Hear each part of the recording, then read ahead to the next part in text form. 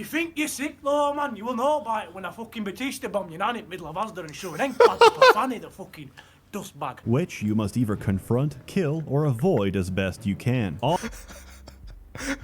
Threatening to beat your mom at the Nasta.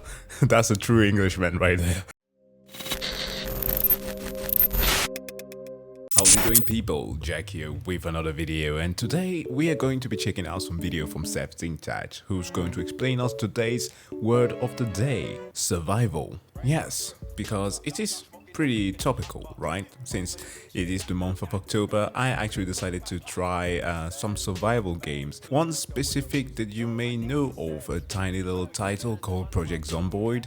Yeah, it's a fun one. As fun as how after creating your character and going through a tutorial, you get thrown out of the house and are immediately jumped by a horde of zombies who are after your threads. And you do so repeatedly. It's terrible, but it did make me think of one thing, a silly thought. What would happen if, by accident, by any chance whatsoever, an intel and the pinnacle of human existence, that being the creature hailing from the land of the rising sun called the Hikikomori, would have a child? Would said child really cling to life despite the conundrum of its existence? Or would it, by the time it gains consciousness of its being, just simply burst into flame by the simple thought of being touched by another human being? I know, this is not how you expected this to start, but, well, that's what happened when you play Kahoot with your friends who are also anime fans. No, but seriously, I had a fun weekend and we went through scenarios like this quite a bit. But, that said though, let us jump into Neo Scavengers. Hey people, Seth here. Have you ever wanted to be a homeless crackhead? Have you ever wondered what amazing things you can make with a broken bottle, dirty rags, and a strong case of amphetamine withdrawal? Have you ever wanted to equip a dead squirrel and beat a man to death with it just to steal his shoelaces? Then I've got exactly the game for you. Neo Scavenger. At first glance, Neo Scavenger might look like one of those post-apocalyptic survival games, but appearances are deceiving. Take it from a subject matter expert such as myself that this game is actually a simulation of modern day life in England. The story goes that you were cryogenically frozen by accident in a sperm bank robbery gone wrong. You awake in a distant future. The year is 2008, and I guess that beside hooliganism and some people being stabbed to death by people carrying the knife license, stealing from sperm banks is also an issue here. And England has changed. The recession has come and gone, and in the wake of financial crisis, the streets have been filled with all manner of depravity. I can attest to this because there's literally 2 people ballooning nitrous outside our house right now. I'm not even joking. This is my car park every evening. Look at those boys. Sheesh. What do you think they're doing in there? It is an issue, at least it was. That's 2008, he says, right? Well, some couple of years later, I visited England, well, more specifically London, and they were everywhere. This is a situation that you only will spot here during New Year, because people are huffing them through balloons, but there have been some cases of idiots doing it straight from the can. And I can tell you, they are not using it on the car nor bike tires like was it CO2. It's weird, man. Balloon animals? Really? 11 at night? As a newly defrosted crackhead, you must struggle, survive, and endure long enough to uncover your mysterious past. Find out why you tripped into a tank of liquid nitrogen. Find out why you were trying to steal cum from the sperm bank all those years ago. But you're not alone. There's other things out there, and they're dangerous. You'll encounter all kinds of mutants, monsters, and abominations. You think you're sick though, man? You will know about it when I fucking Batista bomb your nan in the middle of Asda and show it ain't bad up a fanny, the fucking dustbag. Which you must either confront, kill, or avoid as best you can. Threatening to beat your mom at the Nasta.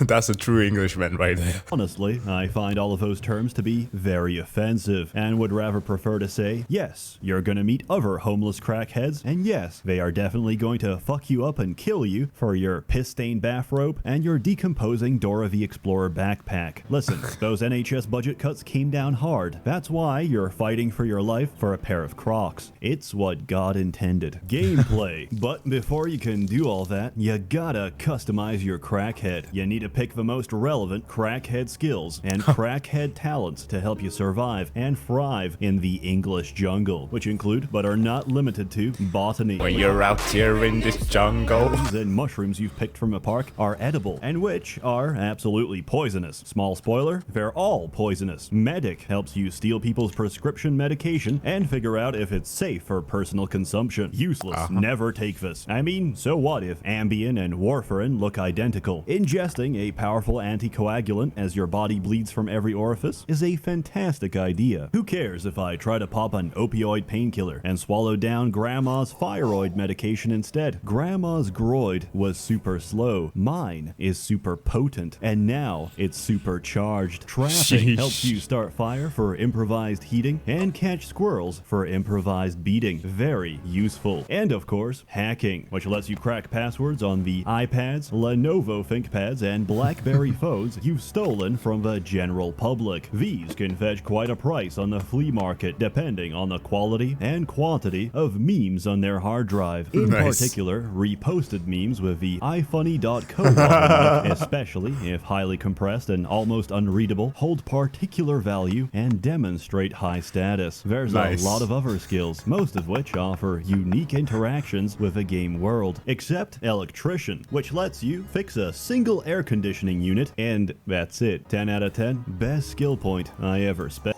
Jesus Christ.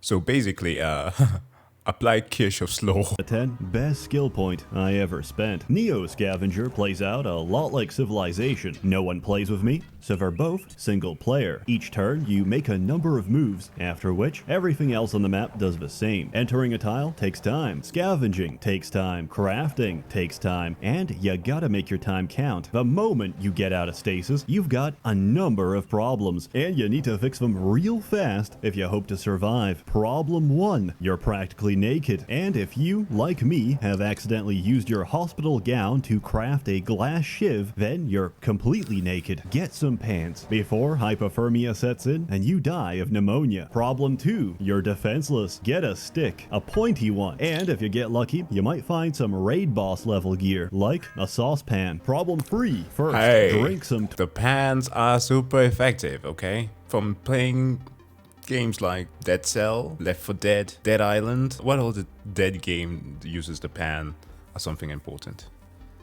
Fables? Every Fable fans just pointing their guns at me. It's not dead, it's getting a remake soon. Toilet water. Remember, just because it's poisonous doesn't mean it's poisonous to you. Dogs can't eat chocolate. Cats can't eat grapes. Why? Because they're weak. Problem 3.5, hunger. Go cook up some squirrel. Squirrel is delicious and nutritious and practically ubiquitous. And finally, problem 4, you look broke, scuffed, and whack. Oh, get a new drip. Go fix your garments and get some sick-ass shoes. Check this. In today's episode of Cop This Look, we got my man looking fly here wearing the following. Generic college t-shirt, triple layered for maximum comfort and status. Adidas hoodie, size L, male, with pocket functionality. Calvin Klein khaki cargo shorts, size something. I forgot. This shit got pockets for days. No more fumbling around for your Xanax pills. Crocs, green left foot, because I only found one. Virginity Gucci protectors. Slippers, pink right foot. Again, I only found one of these things, because they keep slipping off each time I run away from a fight. Children's backpack, small. What else? You need reliable storage for your treasures, which currently is a bunch of string, cum rags, and loose branches.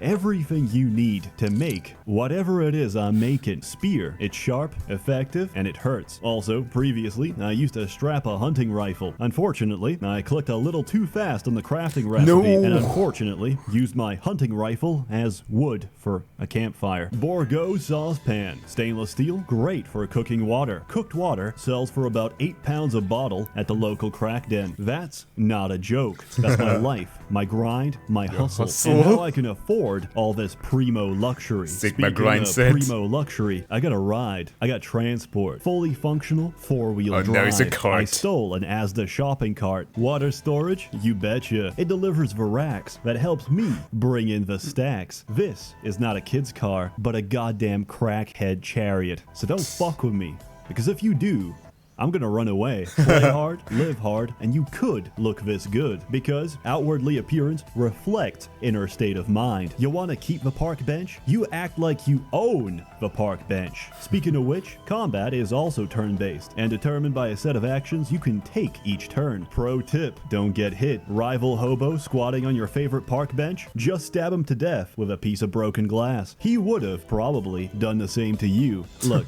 it takes an entire combat round to ask questions, but it only takes about 3 rounds to score me a new pair of slippers. Of course, things rarely work out. From what I understand, in the post-apocalyptic world, the best method is to dress yourself as the middle-aged white dad out for tourism. You wear your Crocs, some baggy shorts, like a sash in front of you, like one of those bags, and that's absolutely it, because you will have absolute immunity from everything. Not even a zombie will dare approach somebody wearing those. Out as planned. There's all manner of random events and RNG to spice up your experience. Scavenging, you might get lucky. You might also collapse the roof, fall down a hole, and one time I got a face full of black mold. Truly, art imitates life. In hindsight, I wish I got black mold poisoning, because in my current run, I've somehow managed to get sprayed down with Agent Orange, the effects of which will stay with me for the rest of the year.